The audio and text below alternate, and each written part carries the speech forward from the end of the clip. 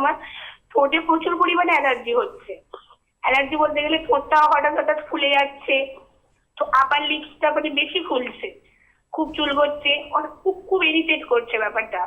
আপনি খুব লিপস্টিক ব্যবহার করতে ভালোবাসেন, তাই না? হ্যাঁ হ্যাঁ হ্যাঁ, লিপস্টিক তখন ব্যবহার করি।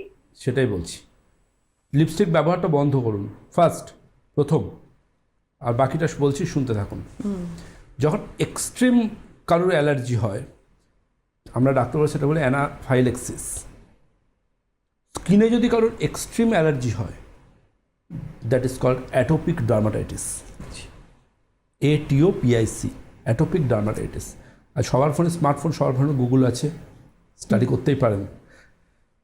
দুটো জিনিস বলে রাখি, ঠোঁট হচ্ছে আমাদের শরীরে খুব সংবেদনশীল এরিয়া।